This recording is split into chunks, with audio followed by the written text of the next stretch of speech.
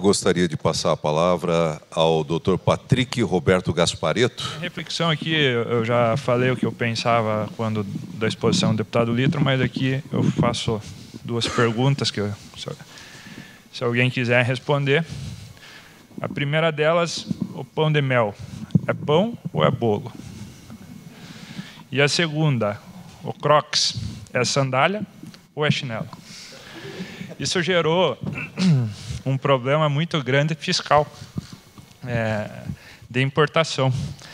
Ficou 5 anos a discussão para definir se o Crocs é um chinelo ou uma sandália. Então, essa é a preocupação que a gente externa desse excesso legislativo. Entre 1985 e 2004, foram propostos 30 mil projetos de lei. São 7,5 projetos de lei por dia útil, dos quais 1.000 viraram lei. A gente precisa de tudo isso? Então, a minha reflexão é nesse sentido, e passo a palavra ao colega Fabrício. Boa tarde a todos. Primeiramente, eu gostaria de agradecer ao deputado, pela presença aqui. Como todo o segmento da sociedade precisa de representação, e para nós é uma honra saber que nós temos pessoas de bem que levantam as nossas bandeiras. Então, realmente, ficamos agradecidos com a sua presença. Tá? Também gostaria de agradecer aos meus colegas da diretoria, porque hoje nós estamos aqui num dia de congressamento, mas a verdade é que existiu um enorme trabalho, que não envolveu apenas a apresentação de hoje, assim, todo esse dia extremamente proveitoso, com palestras enriquecedoras, mas uma diretoria que faz um trabalho muito bonito. Eu não queria deixar de compartilhar tudo que meus colegas têm feito desde o período de fundação da Aripar.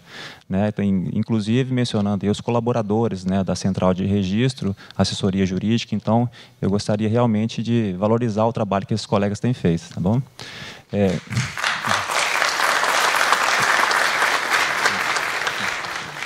Deputado, aproveitando a pauta do senhor, a nossa grande preocupação é contextualizar onde estão os cartórios de registro de imóveis no contexto da liberdade econômica.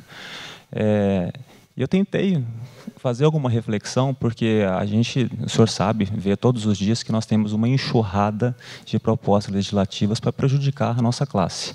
E muitas delas a gente sabe que injustamente. Somos cientes, não temos nenhuma dificuldade em fazer uma autorreflexão de que precisamos avançar muito. Nós temos um déficit uma defasagem de qualificação, que a gente busca trabalhar para aprimorar, mas é verdade que a gente tem tentado avançar bastante, inclusive abrindo o debate com todos os segmentos da sociedade. Atualmente, a gente tem uma grande discussão sobre se há a possibilidade de evasão de atos que tradicionalmente nós praticamos para empresas privadas. E aí nós ficamos pensando, a grande preocupação, o mote do governo, quando se fala de liberdade econômica, é abrir o espaço para o pequeno e médio empreendedor, para aquele cidadão qualificado que não tem pouca oportunidade. E aí eu fiquei pensando, para tentar exemplificar isso aí, nos causa uma séria preocupação, porque esse discurso ele tem sido utilizado de forma muito perigosa contra a atividade. Eu pensei na situação da ambulância. Tem uma situação que nos deixa bestializados, que no momento de alto fluxo, quando passa aquela ambulância, numa situação de pré-morte, sempre tem alguma pessoa que aproveita, que vai na carona. Então, assim, a gente fica olhando aquilo ali, sim, tentando entender o que é. Os carros que abrem espaço, a gente pode colocar aí o bom cidadão, aquelas pessoas que a gente realmente quer que sejam inseridas num contexto de uma sociedade melhor. Mas no nosso caso, nós temos um sério problema. Quando se fala em liberdade econômica, nós estamos falando especificamente não mais do que 5 empresas. Uma dessas empresas se posiciona no mercado como uma das maiores empresas do mundo de infraestrutura de mercado financeiro. E uma coisa que nos preocupa, a preocupação do governo federal é trazer uma possibilidade de desoneração. O nosso serviço, tradicionalmente, ele é imputado como serviço caro, muitas vezes injustamente. E exemplifico para o senhor. Nós sabemos que a tabela do Paraná é altamente defasada. A cobrança de uma certidão aqui, a mais cara, sai R$ 12,93. Nós já achamos uma heresia o que acontece no estado do Rio Grande do Norte. Eles têm um valor de certidão para documento arquivado que chega a R$ 378. Essa empresa que se posiciona para suprir um serviço que aparentemente é defasado pelos cartórios, em partes, ela cumpre com louvor, né, o 7º item da palestra do desembargador Antônio Alves Braga. As informações positivas e negativas, as simplificadas, elas são isentas. Por quê? Porque quanto menor o custo da informação, mais valorização a empresa vai obter no mercado.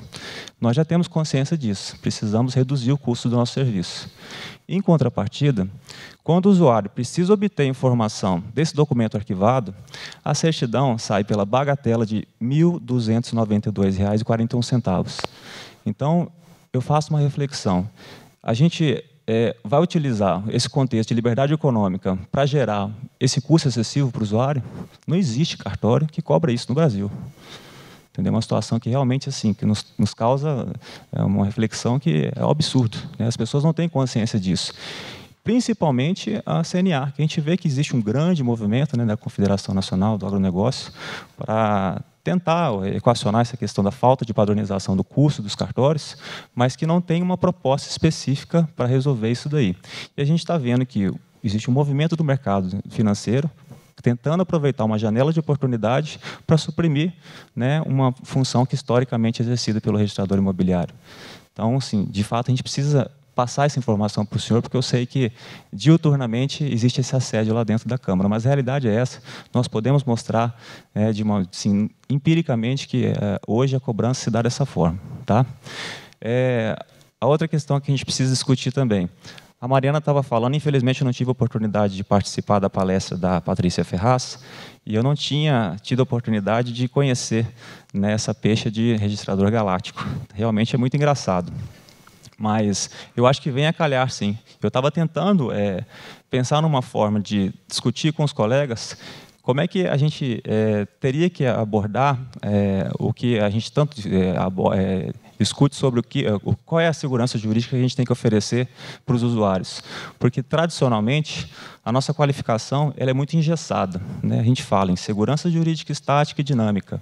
Segurança jurídica estática é a estabilidade política do domínio, né? A nossa autoridade estatal, segurança jurídica dinâmica, a garantia que as pessoas têm de que seus bens, né, e a própria pessoa não vai ser vítima de uma ação violenta do Estado. Mas, no contexto de liberdade econômica, eu tenho que analisar se é possível a gente não dar uma interpretação que seja dogmática para esse princípio. A gente sabe que é um princípio supernormativo, né, que é um princípio que ele está previsto no preâmbulo da Constituição, mas que é possível que ele tenha uma nova roupagem, né, para a gente tentar inserir essa interpretação no contexto que a sociedade precisa. E mais do que a gente estabelecer uma interpretação engessada, é tentar interpretar a segurança jurídica de acordo com aquilo que a sociedade precisa, né, de acordo com os limites que o usuário precisa. E qual que é a vantagem disso? A gente tem uma série de propostas para tentar flexibilizar. Recentemente, existe um movimento do segmento específico da sociedade para liberar as anuências nos georreferenciamentos, né, na retificação de imóveis de áreas rurais. A gente percebe que os próprios técnicos envolvidos, né, e a Associação Brasileira de Geomática e Georreferenciamento, eles têm essa preocupação em flexibilizar esse documento porque eles não querem assumir a responsabilidade, né? Por outro lado, nós já entendemos que é necessário. Por quê? Porque quando se fala de liberdade econômica, a gente está querendo premiar, né, a boa-fé objetiva. Nós queremos premiar o bom cidadão, né, os valores cristãos. Então, eu não posso punir aquela pessoa que paga seus impostos, né, que cumpre com seus deveres, por conta do risco de uma pessoa que não vai, né, assinar uma declaração de anuência. Então, a gente tem que tratar a exceção como exceção. O judiciário está aí para isso.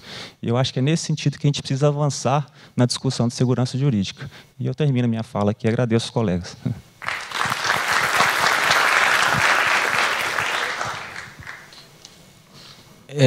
Em primeiro lugar, eu concordo quando você colocou que o papel do legislador não é necessariamente fazer leis.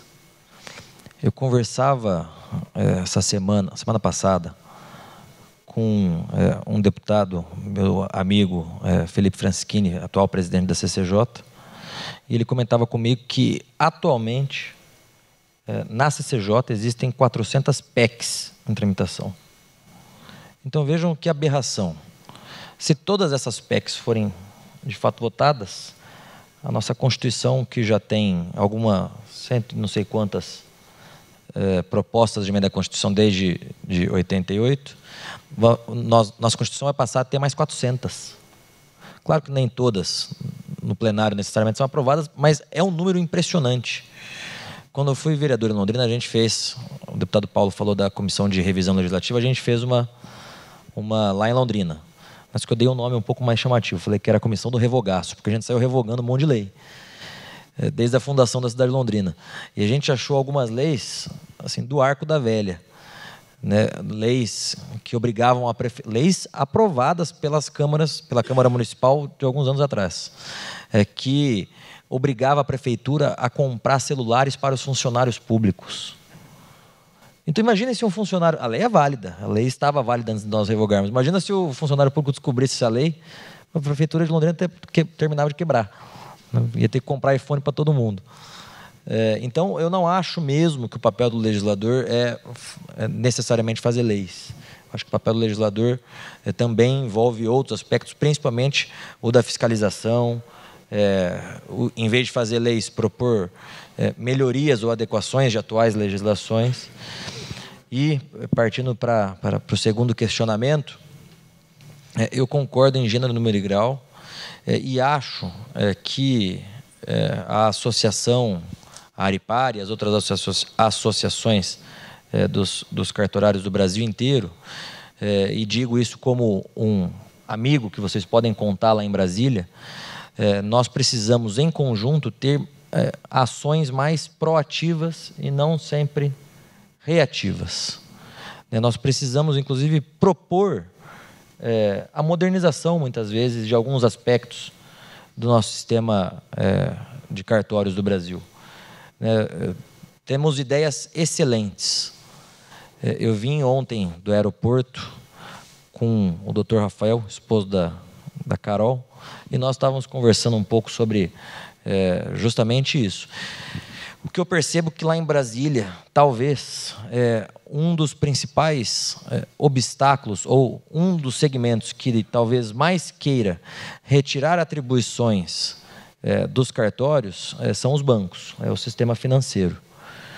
Aquele debate todo do cadastro positivo, que eu até acho positivo, o cadastro positivo, mas quem estava lá em Brasília, à época, falando com os deputados, eram os representantes dos bancos e do sistema financeiro.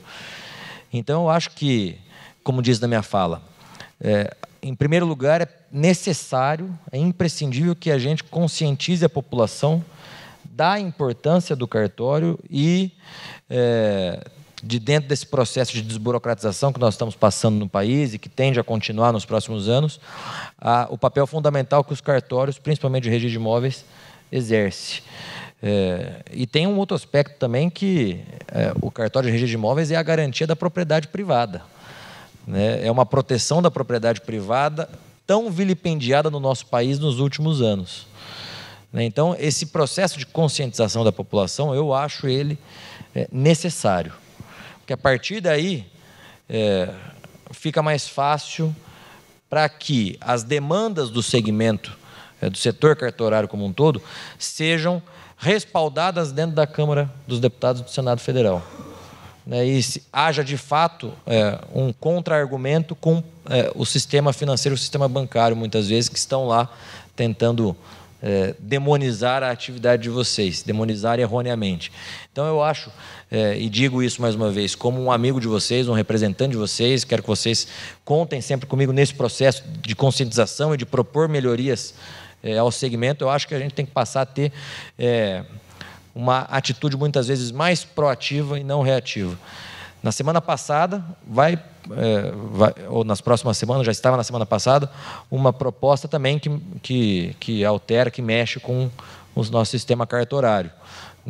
Então, assim, sempre vai aparecer alguma proposta. Por isso que acho que nós temos que ter um passo à frente e sermos proativos e não reativos.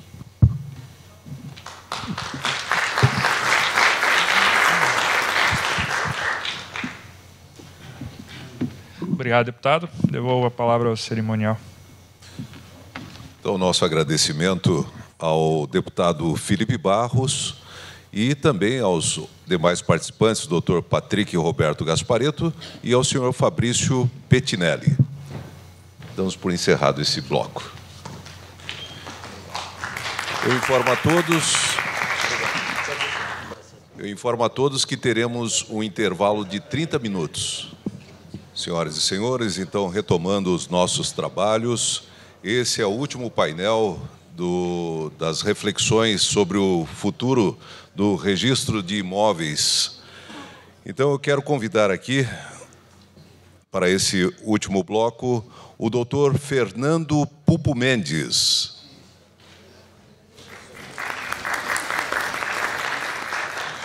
O doutor Gabriel Fernando do Amaral.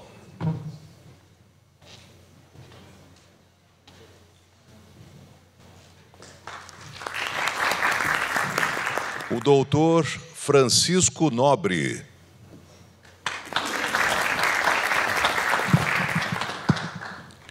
E eu convido ao palco o doutor Ivan Jacopetti do Lago, ele que falará sobre tecnologia aplicada ao registro de imóveis 4.0.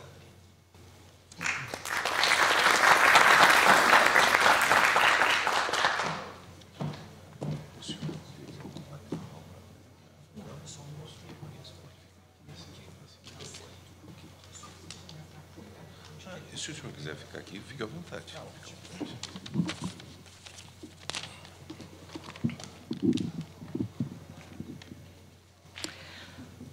Boa tarde a todos. É um prazer estar aqui. Queria agradecer o convite da Aripar. Eu demorei um pouco para chegar, porque nessa manhã quase que meu cartório entrou no 12º concurso de São Paulo, que eu tive um acidente a caminho do aeroporto. Felizmente, ninguém se feriu, mas, enfim, foi um acidente mais ou menos considerável, né? Mas, graças a Deus, está tudo em ordem, já está resolvido. E eu vou tratar aqui deste tema, então, da tecnologia aplicada ao registro de imóveis, ou então esse registro 4.0. Né? E a minha ideia aqui, vejam que eu entendo que a tecnologia ela é uma ferramenta absolutamente essencial, mas, ainda assim, ela é uma ferramenta. E ela deve atender a certos propósitos. Não é? Eu não acho, e aliás tenho aí uma certa ojeriza com a ideia de que a tecnologia tem que ser usada porque simplesmente ela é tecnologia e ela existe, ela é moderna. Não, ela tem que atender a certas finalidades. Assim como o próprio registro de imóveis também é uma ferramenta que tem uma finalidade um pouco superior. Né? E esta tecnologia utilizada no registro de imóveis, ela também tem que ser subordinada a estas finalidades do próprio registro de imóveis. Quer dizer, eu não posso usar a tecnologia simplesmente porque ela é moderna. Eu tenho que usá-la porque ela, de alguma maneira, melhora o registro de imóveis naquilo para o que ele foi criado, para aquelas funções para o qual ele existe. Por isso, então, que eu vejo o registro de imóveis do futuro como algo que depende de boa tecnologia, sim, porque, afinal, há uma demanda social por agilidade, por acessibilidade, por transparência, etc., mas esta tecnologia deve ser sempre alinhada a um bom arranjo institucional. Quer dizer, a uma certa conformação normativa, uma certa conformação jurídica, que permitam com que o registro de imóveis possa oferecer serviços cada vez melhores, mas sem jamais descurar das finalidades para as quais ele foi criado. Né? Essa visão, na verdade, não é só minha. Esta é uma visão que está nas conclusões do evento do Banco Mundial sobre terra e pobreza desse ano, né? De que tecnologia é importante, sim, seja tecnologia para levantamento cadastral, tecnologia de blockchain, tecnologia do que quer que seja, se ela for acompanhada de um bom arranjo institucional, quer dizer, instituições sólidas, normativamente adequadas, para que se proteja, então, a propriedade, os direitos reais sobre imóveis, etc. E o que, então, que nós podemos esperar do registro de imóveis do futuro? Né? Em primeiro lugar, então, o registro nunca pode se esquecer daquilo para que ele existe, que é a ideia da segurança jurídica. Né? Então, muito bem, mas que raios é a segurança jurídica? E a gente tem que tomar um certo cuidado para não transformar essa ideia de segurança jurídica num fetiche, quer dizer, uma coisa que todo mundo repete, mas e o que é exatamente isso aí? Ah, então, pois é. Né? E vejam que hoje, pela manhã, após me envolver lá na minha intercorrência de trânsito, eu pensei, bom, né, aconteceu uma coisa aqui que eu não tinha o menor controle, né, podia ter acontecido, podia não ter, felizmente não me feri, podia ter me ferido gravemente, podia ter morrido. Né? Há certas coisas na vida, em relação às quais a gente não tem nenhum controle. Há outras, em relação às quais a gente tem um relativo controle. Né? Então, refletindo depois sobre o que aconteceu, eu me lembrei que eu li não faz muito tempo o Édipo Rei. Né? E o que acontece com o Édipo? O Édipo, então, um dia está caminhando na estrada, encontra lá um sujeito vindo do outro lado, eles têm lá uma discussão, porque um não quer deixar o outro passar primeiro, e ele mata o outro sujeito. E depois, muito tempo depois, ele descobre que aquele sujeito era o pai dele. Né? Então, vejam, ele tinha algum controle a respeito desta situação em que se ele colocou como assassino do próprio pai? Não, ele nem sabia quem era aquele sujeito. Ele tinha algum controle em relação a matar aquele sujeito? Não, bom, aí ele tinha. Então, na nossa vida, há uma série de circunstâncias que nos são colocadas aí pelos fatos, pelo dia a dia. Né? Em algumas nós temos controle, em outras não, em outras um pouco de controle. E o fato é que todas dessas circunstâncias que a vida nos apresenta, em relação às quais a gente não tem nenhum controle, nos causam angústia, nos causam sofrimento, causam conflitos. Né? De maneira que, para que a sociedade possa funcionar bem, né? A sociedade nunca vai eliminar todas as situações sobre as quais as pessoas não têm controle, sempre haverá essas situações, e cabe a nós, com dignidade, encará-las aí. Né? Mas há algumas circunstâncias para as quais a sociedade, e aí diria o direito, pode oferecer algum tipo de controle prévio. Algumas incertezas eu posso eliminar ou posso mitigar. Né? E esta, então, me parece que é a ideia de segurança jurídica aplicada aos imóveis. Quer dizer, em relação à segurança dos direitos que eu tenho sobre um certo bem imóvel, eu posso ter um mecanismo que me permita, se não eliminar, ao menos diminuir os riscos que envolvem a minha propriedade, a minha hipoteca, etc.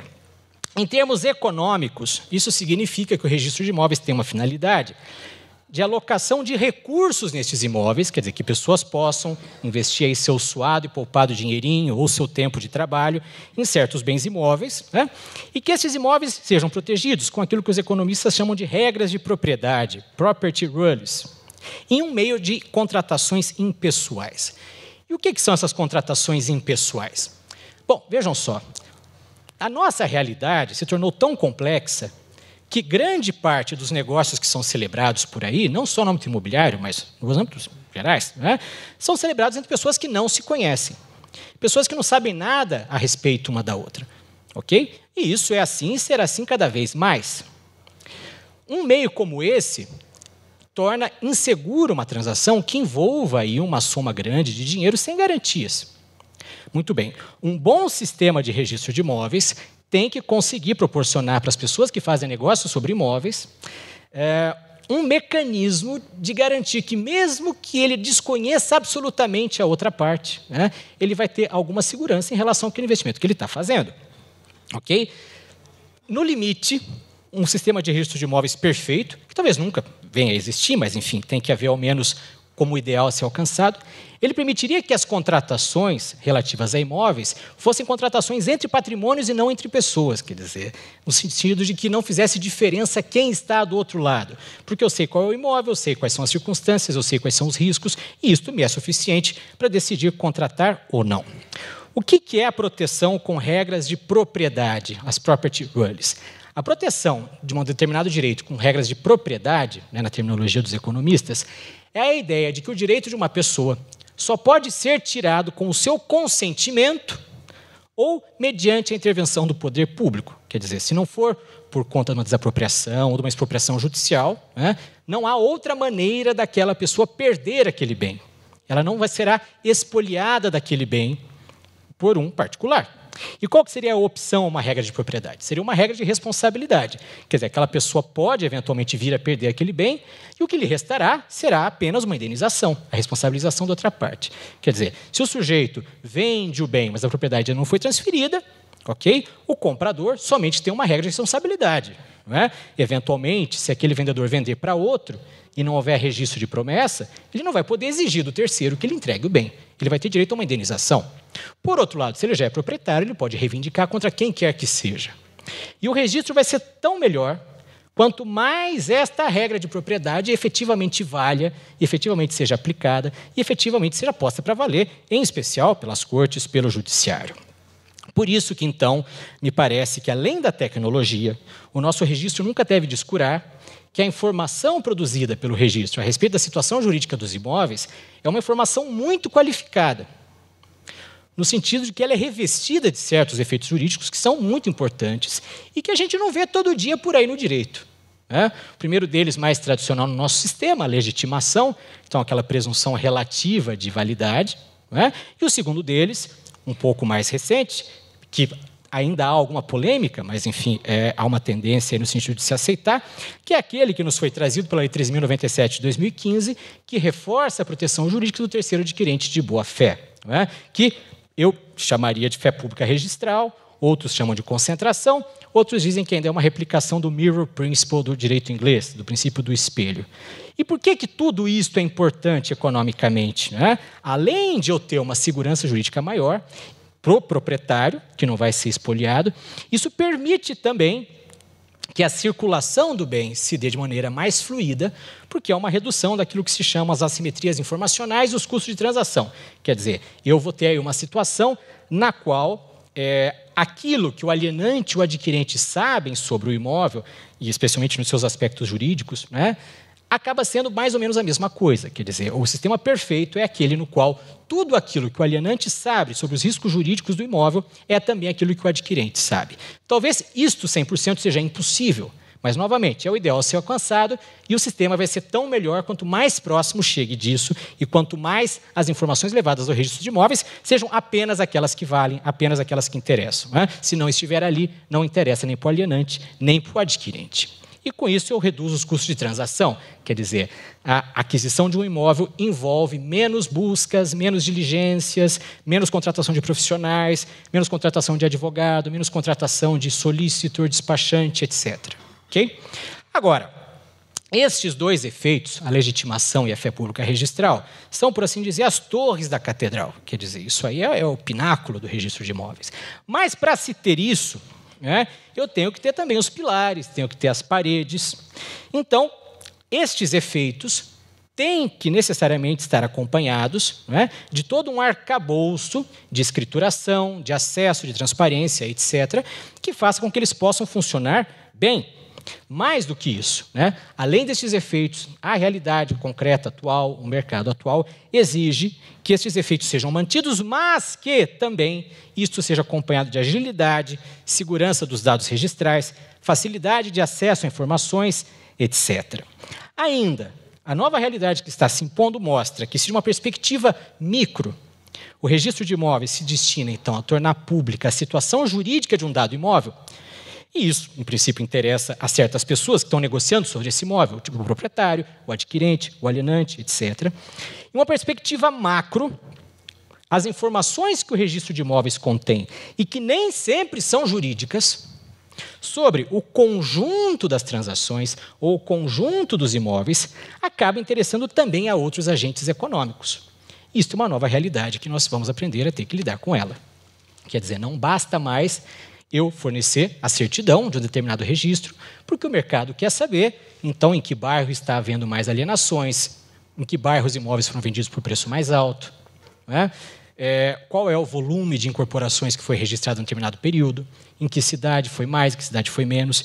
Isso aí não é um dado micro, não é um dado de interesse de um imóvel específico. Não, é um dado que releva para o conjunto. E aí, evidentemente, que vão surgir aí, uma série de questões que estão em debate ainda. Por exemplo, se o arcabouço jurídico da Lei 6.015, especialmente no seu aspecto da publicidade, também abrange este tipo de informação, esse tipo de requisição, e mais ainda quando a gente tem em vista que agora nós temos em vigor uma lei de proteção de dados pessoais. Quer dizer, como compatibilizar tudo isso? A Lei 6.015, que foi gestada para a realidade dos anos 70, esta nova demanda do mercado e ainda essa nova realidade da existência de uma legislação que protege dados pessoais.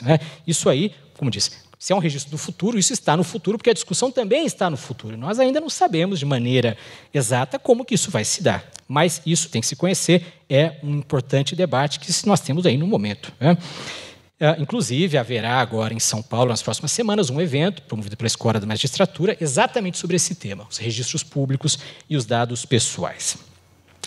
Em que a tecnologia pode ajudar o registro a bem desempenhar, então, este seu papel, que é um papel histórico que ele carrega desde que foi criado, né? E eu tenho aqui alguns elementos. Então, primeiro, né, a tecnologia pode auxiliar no acesso ao registro. Como assim no acesso? No protocolo e na tramitação de títulos pela via eletrônica com formas cada vez mais sofisticadas. Então, essa aqui é uma primeira faceta. Quer dizer, a possibilidade de alguém, sem precisar ir fisicamente até o registro de imóveis, poder apresentar o seu título, né? Seja de uma aquisição, seja de uma garantia, etc. Esse é um primeiro aspecto. E com formas cada vez mais sofisticadas, quer dizer, indo desde uma digitalização da escritura, por exemplo, né, até um título estruturado, quer dizer, um título que já não é um título textual, narrativo, mas sim um título que contém lá uma série de elementos já decompostos e que vão encaixar quase que automaticamente nas informações que o registro tem, ou não vão encaixar, né? Mas, neste caso, então, eu vou ter um título já eletronicamente mais sofisticado, não é simplesmente uma digitalização. No Brasil, nós temos hoje, em algum estado, um registro efetivamente eletrônico, digital? Não. Mesmo nos estados em que nós temos isso mais bem desenvolvido, o que nós temos é um registro digitalizado. Nós ainda estamos digitalizando a imagem do papel, a imagem dos títulos, etc. Tá? Isto é ruim? Não necessariamente. Tem vantagens e desvantagens. Tá? Agora, isto é compatível com essa necessidade de acesso à informação que se anda tendo ultimamente? Me parece que não.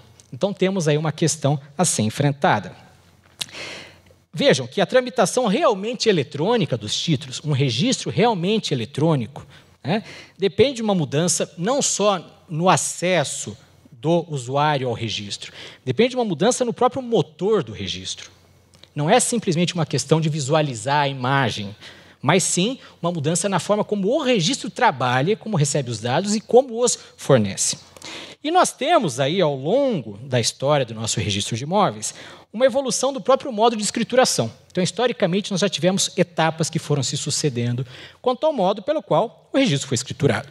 Então, naquela nossa primeira lei do registro hipotecário, de 1846, a escrituração se dava por uma transcrição verbo ad verbum do título. Quer dizer, o registrador recebia, se ele entendia que aquilo ali podia ser registrado, ele copiava a escritura de hipoteca. Ele não ia pensar os elementos, não, ele copiava. Então, o livro de registro era ali, de certa maneira, um símile daqueles livros de escritura, das escrituras que foram selecionadas para registro. Em 1864, e nos decretos já do século XX, anteriores à Lei 6.015, eu tive já uma mudança na forma de escrituração. Porque eu passei a ter uma inscrição por colunas, quer dizer, os livrões antigos que a gente ainda tem lá nos cartórios, já representam, de alguma maneira, uma estruturação da informação.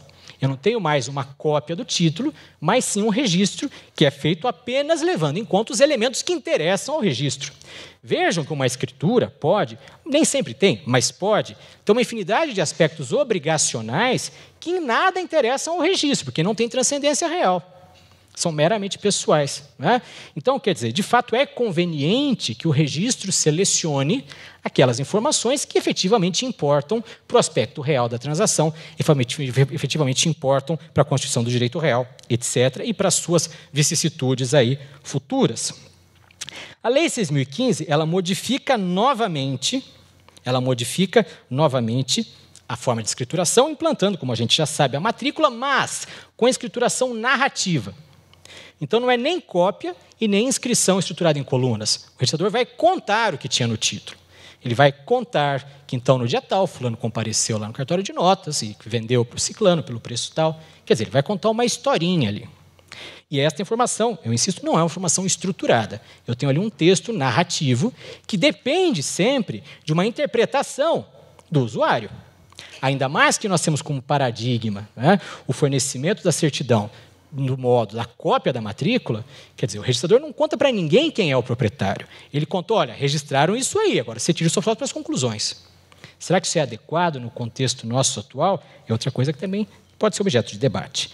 Bem, nós temos a seguir, e aqui já não tem previsão na lei específica, ok? Mas já há previsão em algumas normas de serviços estaduais, aquilo que eu chamaria de um sistema 4.0. O que é o sistema 4.0? É uma inscrição eletrônica estruturada, não mais narrativa. Quer dizer, é o tal do XML. Não é? Então, entra o título lá, já com informações estruturadas lá, não por colunas, mas por casinhas, por assim dizer. né? E essas informações já chegam para o registro para encontrar lá o sistema do registrador, de maneira que esteja apto a receber a informação neste formato. Né? E aí, imaginem lá que eu não vou precisar repetir digitação do RG, do CPF, essas informações já vêm automaticamente. Mas me parece, e é interessante que esse negócio de tecnologia avança tão rapidamente que o tema da palestra aqui é Registros Móveis 4.0. Mas eu acho que nós já temos também um 5.0, que é o que eu vou falar mais para frente, que é a tal da ontologia registral, né? Que é um assunto aí que tem gente que fala, meu Deus do céu, mas que raios é isso? O que esse cara está falando? Mas é um assunto muito interessante, tanto no aspecto da filosofia, quanto no aspecto da aplicação da tecnologia. E qual que é a ideia dessa ontologia registral e desse sistema 5.0? A ideia aqui é de que eu não considero estes vários elementos que compõem um registro estruturado de maneira individual, de maneira estanque, mas sim em relação com outros elementos que são compostos pelo registro. Quer dizer, eu tenho dados estruturados, mas não apenas isso. O sistema também está preparado para identificar as relações que se estabelecem entre estes vários dados. Quer dizer, eu tenho um sistema organizado de uma certa maneira, que eu tenho a possibilidade de fazer perguntas para o sistema para as quais ele não foi construído para responder. Quer dizer, eu treino ele para ter as informações organizadas de uma certa maneira, que se no futuro eu tiver que saber alguma coisa que eu não sabia antes, eu vou perguntar e ele vai me responder. Mas chegaremos melhor. Então, este seria um sistema 5.0, a tal da ontologia registral. Falarei disso já mais adiante, com mais profundidade. Um segundo elemento da importância da tecnologia para o registro de imóveis é o elemento da segurança das informações. Se, por um lado, a tecnologia pode, e pode acontecer realmente, contribuir para fragilizar a segurança das informações, em certo sentido, o nosso acervo em papel e isto colocado lá de forma individual em cada cartório, isto oferece algum tipo de segurança, sim. Tá? Mas, por outro, a tecnologia também pode agregar algum tipo de segurança que o papel não oferece. Então, quer dizer, os dois sistemas têm suas vantagens. Talvez combinar as duas coisas pudesse ser interessante. Enfim, e quando eu falo segurança das informações, eu quero dizer o seguinte, que as informações que o registro gera, exatamente pelos efeitos qualificados que essas informações produzem, né? Essas informações não podem se dar ao luxo de serem fraudadas, serem adulteradas, serem eliminadas, vejam, até mesmo pelo próprio registrador. Então, me parece, e a gente vai ver já, que a tecnologia pode ser útil para proteger as informações registrais até mesmo contra o registrador. Enfim, infelizmente, existem distorções. Quer dizer, imagina alguém que assumiu uma serventia que tenha um passado obscuro para ter segurança para dar uma certidão de um ato praticado anteriormente. Quer dizer, pode ser um problema que a tecnologia pode mitigar ou eliminar. Tá? E essas informações, então, que não podem ser fraudadas de maneira alguma, né, sob um grave risco, até sistêmico, para o registro de imóveis, dizem respeito à origem do imóvel. O imóvel pode ter uma origem espúria, né, que é criada do nada. Quanto ao encadeamento das informações, a continuidade ali dos registros, quanto à prioridade dos títulos, quanto às ordens de preferência, etc. E vejam que o papel tem seus meios de permitir a verificação da fraude. Né? Então, na matrícula tem um encadeamento físico ali no papel. Se alguém faz um lançamento novo no papel, né, vejam, o perito consegue verificar que aquilo ali é mais novo, etc. O papel tem seus mecanismos de segurança. Tá? E o aspecto do registro eletrônico. Um registro, vamos imaginar assim, que se abolisse o papel. O que poderia dar segurança para as informações para o registro eletrônico? Bom, aqui entra em cena um assunto aí que, enfim, é assunto do momento, que é o tal do blockchain. Né? E aí, quando se fala em blockchain, quer dizer, a solução para a paz mundial, blockchain. Né? Solução para a fome no mundo, blockchain. Quer dizer, as pessoas pensam que blockchain serve para tudo. Então, uma vez eu vi um sujeito falando assim, não, porque, olha, você pode garantir a sanidade de produtos alimentícios pelo blockchain. Como assim? Falei, não, então vai chegar lá uma fruta no supermercado. Né? Então, o que tem que fazer? Saiu a fruta da fazenda, o cara do primeiro caminhão vai lançar a nota fiscal no blockchain. Aí ele entregou na distribuidora, vai lançar no blockchain. Aí ele entregou no mercado, vai lançar no blockchain.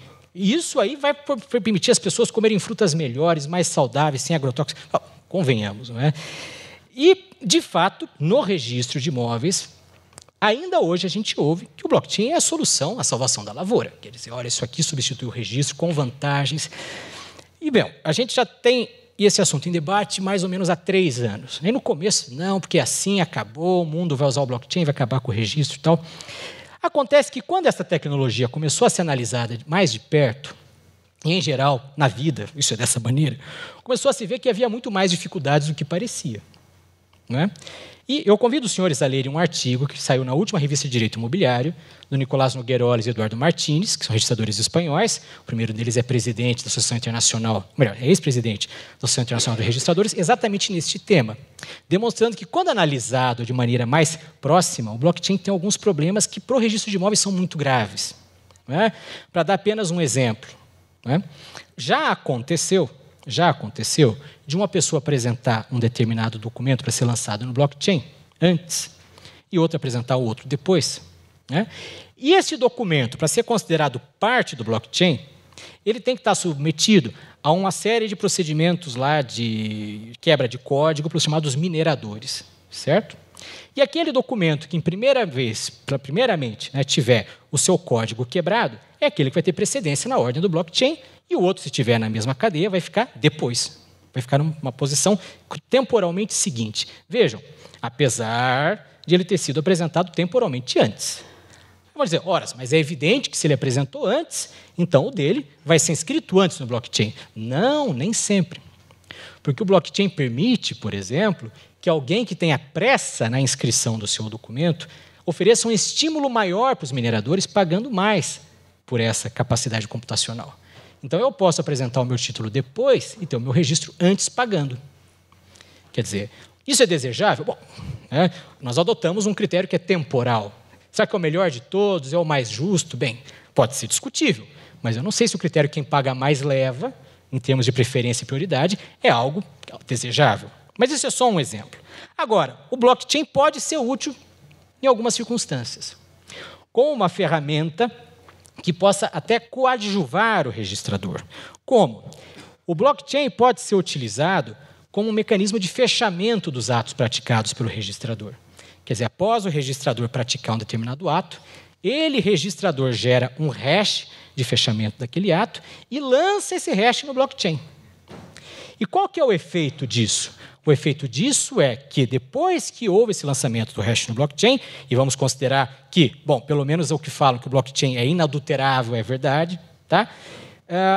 Ele não poderá alterar o assento lá no registro, porque a alteração vai indicar uma incompatibilidade com o hash que foi gerado anteriormente. Tá? Então, vejam que o blockchain tem um potencial de proteger as informações registrais até mesmo contra o próprio registrador. Tá? E percebam, isso é muito importante, porque os registros, eles sempre são permanentes. Ah, mas ele pode ser cancelado. Vejam, os seus efeitos serão cancelados. O registro em si, o assento em si, permanece, mesmo quando seus efeitos cessam. Quer dizer, eu tenho lá uma transcrição de 90 anos atrás. Eu vou queimar o livro? Não, o registro permanece indefinidamente. Muito bem, é por isso de todo relevante que exista, então, um mecanismo que permita que no meio eletrônico também tenha esta permanência que o papel, bem ou mal, mais ou menos tem permitido no nosso sistema atual. Ok? E a terceira parte, aqui o terceiro elemento que me parece que a tecnologia pode ser útil para o registro de imóveis, que é a questão do acesso às informações. Tá? Então, as informações geradas pelo registro, em suas variadas formas, então, certidão, as tais informações fornecidas por qualquer outro meio sobre imóveis específicos, as buscas de bens e direitos, etc., elas devem ser fornecidas de maneira ágil e segura pelo registrador. E, para isso, aqui a tecnologia é muito útil, a tecnologia é muito importante. Tá? Bom, o que nós temos hoje? Né? Então, em alguns estados, nós já temos um fornecimento de certidões por via eletrônica com atributos de segurança, quer dizer, assinatura digital, etc., garantias contra adulteração. Né? Isso nós já temos em alguns estados, em outros não. O que nós já temos atualmente também? A possibilidade da realização de buscas eletrônicas em tempo real de bens, direitos, etc. Quer dizer, então, o credor, tendo lá o CPF do devedor, ao invés de ele precisar ir de cartório em cartório, ele pode ir lá, ir a uma central de registradores e fazer uma busca genérica para o estado inteiro, ou então para os cartórios que ele indicar, etc. Quer dizer, isto também a tecnologia pode contribuir muito, porque ela vai agilizar a busca e o fornecimento da informação. Mas aí eu retorno agora àquela ideia da ontologia registral. E aqui seria o próximo passo do fornecimento das informações. Então, o que é essa tal de ontologia registral? O que é a ontologia? A ontologia é um ramo da filosofia que estuda o ser. Tá? E isto entrou aqui nos registros, porque esta ideia de ontologia vem sendo utilizada pela ciência da informação, por uma tecnologia que se chama tecnologia de web semântica, que faz com que a inteligência artificial, se por um lado ela não sabe o que uma certa coisa é, ela pode, pelo uso dessa tecnologia, passar a saber como certas coisas se relacionam entre si. Tá? Então, a tecnologia não sabe o que é um homem, a inteligência artificial pode não saber o que é um homem, mas pela ontologia eu posso fazer com que ele saiba que aquela pessoa, João da Silva, tem um atributo, não é? Que é ser um homem, e que, portanto, ele está relacionado com o conceito de homem. Bom, se a nossa própria inteligência funciona assim ou não, já é um problemão. Então, há uma discussão interminável, né? Se nós temos aí uma intuição direta da essência das coisas para os individuais, ou se há um conceito geral de cada coisa e nós fazemos uma vinculação de uma coisa para outra. Mas não é nosso objeto aqui, evidentemente. Agora, na tecnologia não tem discussão, é por relações. O computador não sabe o que é um homem, mas ele sabe que João é um homem. E mais do que isso, se for treinado, ele pode saber que um homem é um sujeito de direitos. E assim vai. Quer dizer, a ciência da informação, então, ela utiliza essa ideia da ontologia, dessas cadeias conceituais de o que é o quê, né, para estruturar as informações em primeiro lugar, entes individuais, que seria lá o João da Silva, o Antônio, o imóvel tal, por exemplo, hein, isso aí pode ser explorado de outras maneiras. Outro, classes de indivíduos, quer dizer, pessoa, lote, imóvel. Quer dizer, eu sei que o João da Silva, além de ser o João da Silva, ele também é uma pessoa. Né? Também, uso de atributos. Né? Então, o sistema sabe que se ele é uma pessoa, ele tem um atributo necessário que é ter CPF, por exemplo. Outro que é ter estado civil, seja ele qual for. Se, por acaso, o atributo dele é casado, o sistema pode ser treinado para saber que isso necessariamente envolve uma outra pessoa. Okay? Então, quer dizer, eu organizo a informação de modo a ter esses vários elementos já interrelacionados. Então, entes individuais, classes de indivíduos, atributos e ainda todas as relações que se estabelecem entre esses entes individuais, essas classes de indivíduos, esses atributos. Ok? Novamente, para que isso serve? Isso serve para que se tenha acesso às informações contidas no registro de uma maneira muito mais profunda. E serve para que se possam fazer perguntas ao registro para os quais ele não foi construído para responder. É? Exemplo, o Banco Mundial tem seus âmbitos de atuação, são os chamados Objetivos de Desenvolvimento Sustentável. Né? E um deles é a erradicação da pobreza, especificamente há alguns relacionados com a propriedade da terra. Okay?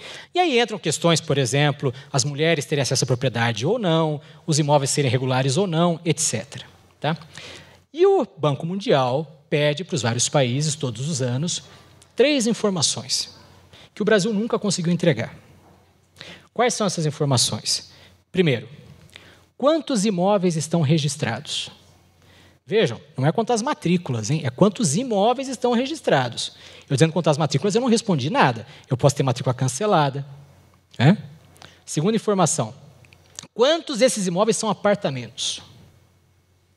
Terceira informação, quantos imóveis são de propriedade de mulher? Meus caros, como a gente faz isso hoje? Tem que ser na unha. Eu vou pegar matrícula por matrícula, vou pegar lá uma planilha do Excel e vou contando. Vejam, né?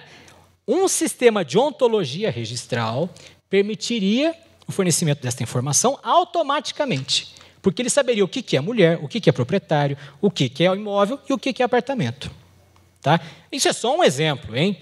Eu também não estou inventando isso aqui. Isso aqui está sendo desenvolvido pelo IRIB no laboratório do IRIB de tecnologia. Né?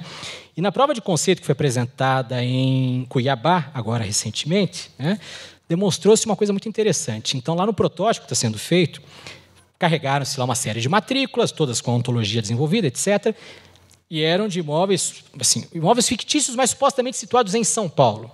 Né? Na verdade, eram imóveis reais que tiveram os dados proprietários alterados, etc. Né? E a pergunta que se fez é, imóveis situados a menos de 200 metros de um certo monumento, por exemplo, do estado do Pacaembu, seja lá o que for. E o sistema conseguia responder. Porque, além de tudo, veja que interessante, além de uma ontologia especificamente registral, esse sistema consegue dialogar com outras ontologias. Então, já há ontologias, por exemplo, geográficas, há ontologias com informações sobre cidades. A Wikipedia utiliza essa tecnologia. Né? Então, é possível, por exemplo, se extrair a informação de quais são os monumentos de São Paulo, de algo que está fora do registro. Okay? E aí, com isso, é encontrar quais matrículas pelo seu endereço estão nessa distância que eu pedi desse determinado monumento. Quer dizer, isso se fez.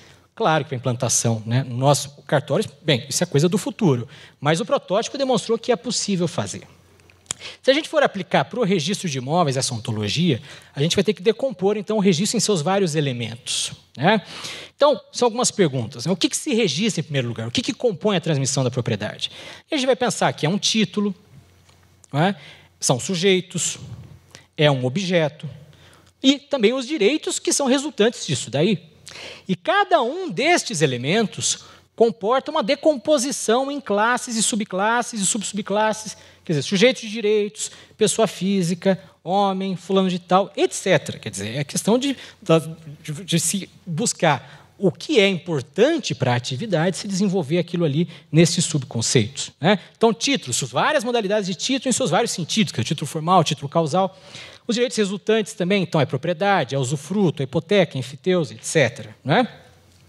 E o desenvolvimento de uma ontologia acaba demandando, então, a criação de uma árvore conceitual em cada um desses elementos. Quer dizer, isso tem que ser desenvolvido em cada um desses elementos de maneira a ter aí todos os vários conceitos que podem ser explorados em cada um deles. E o modo de se relacionar entre esses vários elementos varia de acordo com a natureza de cada classe, com a natureza de cada subclasse. Né? Por exemplo, na classe de direitos reais, eu vou ter lá várias subclasses, então propriedade, direitos de garantia, etc., direitos de gozo e fruição, que isso também se subdividem. Veja que isso é um mundo. Né?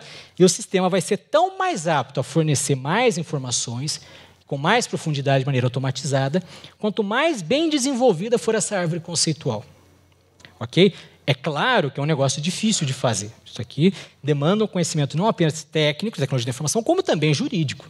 Mas está sendo feito, e é algo fascinante sob o ponto de vista do que isto possibilita para o futuro. Né? Por outro lado, os sujeitos também relacionam-se entre si. Né? Quer dizer, além da perspectiva vertical, da classe, subclasse, indivíduo, os vários indivíduos também se relacionam entre si. Um é casado com o outro é filho de um, etc. Os imóveis também se relacionam entre si. Às vezes estão na mesma quadra, na mesma rua, ou então são da mesma pessoa. Né? E o estabelecimento dessa ontologia permite que se tenha um acesso a estas informações de uma maneira muito mais profunda. Pelo que, e aqui eu já estou concluindo, nós podemos dizer que também quanto ao acesso às informações registrais e quanto à maneira de se prestar essas informações, nós temos uma evolução. Tá? Qual seria uma primeira ou mais ou menos sofisticada etapa de fornecimento das informações do registro? Né? Seria o fornecimento de informações chapadas. O que é uma informação chapada? É a mera imagem de um assento que consta do livro. Tá? Vejam, há alguns tabeliães que andam tendo aí o hábito, né, de, ao invés de transcrever lá uma escritura manuscrita antiga, ele tira uma cópia da folha do livro e manda para o registro. Isso seria a forma menos sofisticada do fornecimento de informação. Informação chapada. É a imagem, você se vira para entender o que está aí. Tá? Bem, o nosso sistema permite? Permite. Vejam que o que nós fazemos atualmente com a matrícula não está muito longe disso. Hein? Nós temos matrícula de 60 páginas, é confortável fornecer cópia. Mas será que isso é compatível com o que se espera da gente para o futuro? Eu acho que a mudança do paradigma na forma da certidão é algo inevitável e urgente. A gente tem que fornecer informação já consolidada da situação jurídica do imóvel, quer dizer, aquilo que alguns chamam de uma qualificação de saída da informação. Segundo passo aqui nessa evolução, que seria a transcrição das informações. Quer dizer, aqui eu já tenho alguma evolução. Então, no mínimo, quem transcreve tem que interpretar a caligrafia do que estava lá no livro.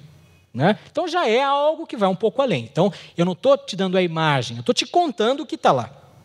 Então, seria aí uma digitação com base em informações manuscritas ou mesmo datilografadas. Né? Então, eu falo, olha, certifico que revendo o livro tal, tem lá o registro tal, abre aspas, vem a transcrição.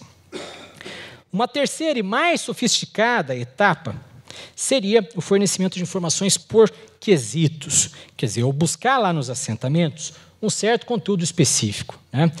Quando a gente faz uma certidão negativa de ônus, o que a gente está fazendo é isso aqui. Estou falando, olha, eu estou te contando que além disso que está aí, não tem mais nenhum ônus que atinja esse imóvel. Tá?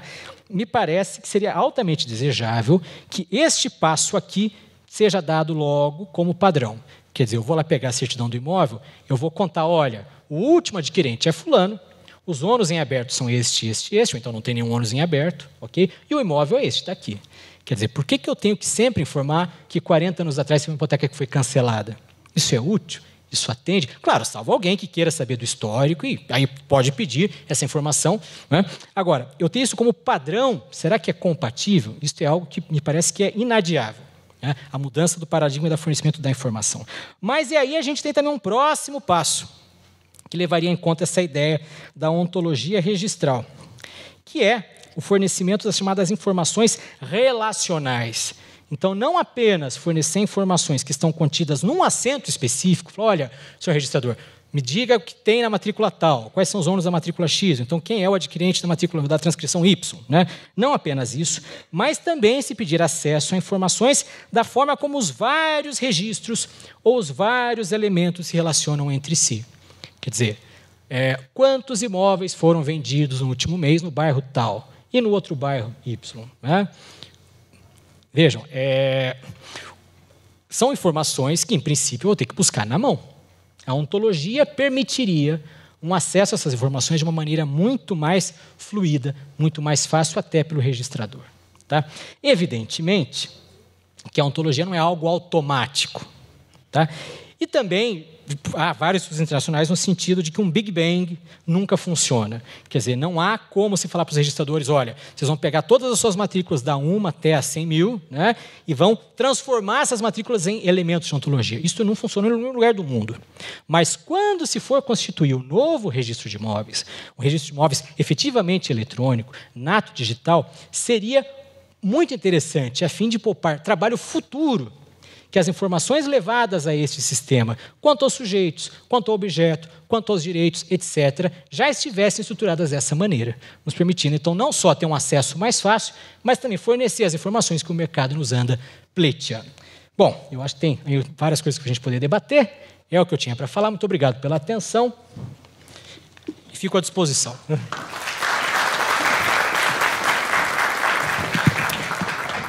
Diante dessa reflexão, eu gostaria de dar oportunidade aos demais convidados